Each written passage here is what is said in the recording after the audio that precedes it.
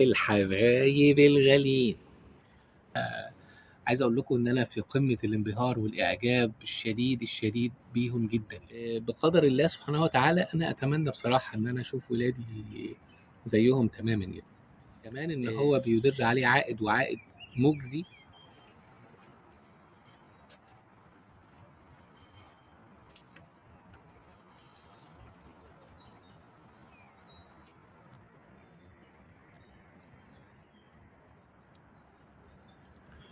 الحبايب الغاليين، الشباب الجميل اللي احنا كنا من فترة طويلة عملنا مجموعة فيديوهات كده وقعدنا نتكلم، نقول لهم ازاي ممكن ان انتوا تختاروا الكلية بتاعتكم، ازاي ان انتوا ممكن تبنوا مستقبلكم، ازاي ان انتوا ممكن ترتبوا حياتكم.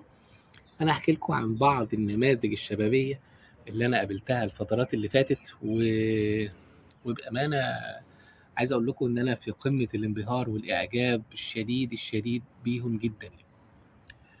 ما تنسوناش اولا في الاشتراك في القناة وفي الاعجاب بالفيديوهات اللي تعجبكم بنشرها لدى الحبايب عندكم عشان يتفرجوا عليها ويستفيدوا منها. وقولوا لنا رايكم برضو في شويه الحاجات البسيطه السريعه كده اللي احنا بنعملها. نرجع لموضوعنا سريعا. انا بصراحه الفترات اللي فاتت كده قدر ربنا ان انا اتقابل مع مجموعه من الشباب. انا بشكل شخصي بصراحه انا كنت في قمه الانبهار بيهم واللي هم بيعملوه. طلبة الغالبية العظمى منهم جامعيين يعني، وفيهم طلبة يعني سبحان الله مخلصين. بقدر الله سبحانه وتعالى أنا أتمنى بصراحة إن أنا أشوف ولادي زيهم تماما يعني. شباب ما اعتمدش خالص على إن هو داخل في كلية ذات مسمى معين، ذات اسم معين، جامعات كبيرة، جامعات سواء خاصة أو حكومية أو خلافه. لا، الشباب اشتغل على نفسه واختار لنفسه اتجاه وكارير ومجال يقدر ان هو يحترفه، ويبقى مش مجرد ان هو بيحترف حاجة بس مهنيا، لا كمان ان هو بيدر عليه عائد وعائد مجزي، او عائد بيرتفع تدريجيا لحد ما يبقى مجزي ومرضي بشكل ممتاز جدا. احنا نفسنا في بدايتنا ما كناش بنحققه، ما توفرناش احنا الادوات اللي هي موجودة عند الشباب ده دلوقتي، بس في نفس الوقت برضو احنا مهما كنا بنتعب وبنكافح كانت الحاجات القليله كانت بترضينا. انما دلوقتي عشان الشباب عندهم احتياجات كتير وشغلهم كله اغلبه على الاجهزه الالكترونيه، فهو محتاج يطورها، فهو محتاج ان هو يواكب العصر، محتاج حاجات كتير، فمحتاج فعلا نفقاته بتبقى عاليه على الاقل في مجال شغله، بعيدا طبعا عن الحاجات اللي هي الترفيهيه او الحاجات المبالغ فيها. بس انا عايز اقول لكم ان انا لقيت شباب شغال في التسويق الالكتروني، شباب شغال في صناعه الفيديوهات، شباب شغال في اداره صفحات السوشيال ميديا، سواء على الفيسبوك سواء على الانستجرام سواء كده لشركات كبيره. شباب قاعد في مكانه وبيدير شغل بتاع ناس على مستوى العالم في دول غريبه. انا بجد يعني انا لما قعدت سمعت النماذج، شباب شغال مع ناس في الارجنتين، وشباب شغال مع ناس في كولومبيا، وشباب شغال مع ناس في امريكا، وشباب شغال مع ناس في الخليج. لا، حاجه بجد تفرح، حاجه تفرح. والشباب من مكانه بقدراته بعقله برغبته ان هو يكبر، بتنميته لقدراته باستمرار، باطلاعه على كل جديد. فانا بصراحه هرجع واقول ان ده اللي انا قلته قبل كده للشباب: يا شباب الجيل، يا حلوين، يا امامير، يا جمال، يا عسليين ما تقعدوش مكانكم، او انتوا قاعدين مكانكم كبروا مساحه قدراتكم، كبروا مساحه خبراتكم، اقتحموا المجال، اقتحموا المجالات المتنوعه الجديده اللي كله بيدور عليها. النهارده الذكاء الاصطناعي بالحاجات الجديده اللي طالعه فيه تقدر ان هي تساعدكم بشكل كبير جدا. القنوات الموجوده على اليوتيوب تقدر ان هي تبقى بالنسبه لكم كورسات شبه مجانيه. اكيد في زملاء ليكوا، في ناس لو انتوا طلبتوا منهم مساعده مش هيتاخروا عليكم. النهارده ما شاء الله لا قوه الا بالله، انا واحد من الشباب اللي انا بكلمه بيقول لي انا من فضل الله سبحانه وتعالى يعني انا بقى بيتعرض عليا شغل، انا بضطر ان انا اوزعه على اصحابي اللي شغالين معايا في نفس المجال، عشان يعني الحمد لله رب العالمين يعني كثافه شغل.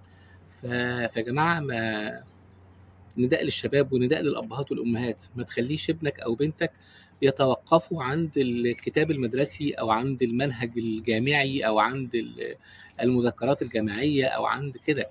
لا، هو مش هيهمل في الكلام ده، لانه هو لازم ينجح ولازم يخلص ويبقى محتاج ان هو ينجح ويخلص. بس خليه يجري يجري يطير في الحاجات الالكترونيه، وفي تعليم الحاجات الديجيتال ماركتنج والحاجات اللي هي المختلفه دي. مجالات رائعة ومجالات مربحة وعلى فكرة احنا شفنا حتى الحكومة نفسها في مصر بتشجع الناس على كده، يعني حتى وناس كبيرة ومش ناس صغيرة، مش شباب صغير كمان.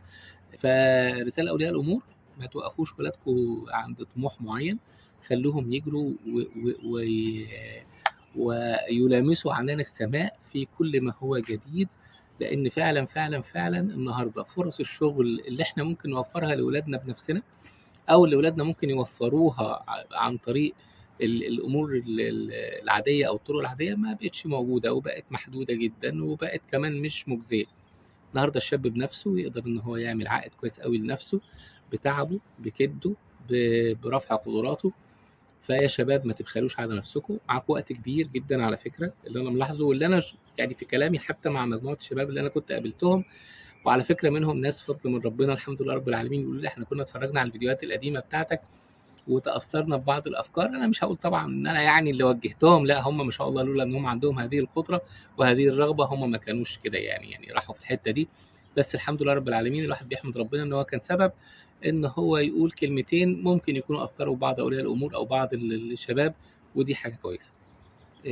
فبقول لكم شباب ما شاء الله، يعني احنا ما بيقولوا احنا ما بنقصرش في دراستنا الجامعيه، احنا بنديها حقها وكل حاجه، بس احنا شايفين ان احنا عندنا وقت كافي جدا بدل ما نخرج فيه على كافيه، على سينما، على مش عارف ايه مع صحابنا. لا، بنعمل كده برضو، بس مش بالشكل الكثيف اللي هو ممكن يهدر وقتنا ويضيع مجهودنا في حاجات ان احنا ممكن نعلي بيها قدراتنا ونجيب بيها مكاسب وفلوس وخلافه. اتمنى الرساله دي تكون وصلت للشباب، اتمنى ان هم يسمعوا هذا الكلام. اتمنى ان انا الاقي دايما شباب بقابلهم وبقعد معاهم يقولوا لي ان احنا بقينا احسن وافضل وطرنا في عنان السماء بامكانياتنا وبقدراتنا وباطلاعنا على كل جديد وبتعلمنا، وبقى معانا فلوس كويسه قوي وبنكسب حلو قوي وبنبني مستقبلنا من واحنا طلبه جامعيين. وبيحصل وهيحصل وهيفضل يحصل، وانتوا كلكم عندكم القدره على كده. ما تبخلوش على نفسكم، احنا عايزين ننبهر بيكم. دمتم سالمين. اتفرجوا على القناه وعلى اللي فيها، واشتركوا في القناه، واعملوا لايكات على الحاجات اللي تعجبكم. واتمنى ان شاء الله باذن الله ان انا زي ما بقابل شباب وبقابل ناس وبتجي رسائل على ان احنا عايزين نسمع محتويات عن كذا او نتفرج على كذا، ان انا الاقي الكلام ده منكم دايما، وان شاء الله باذن الله اقدر ان احنا نقدم لكم حاجه تفيدكم. دمتم سالمين.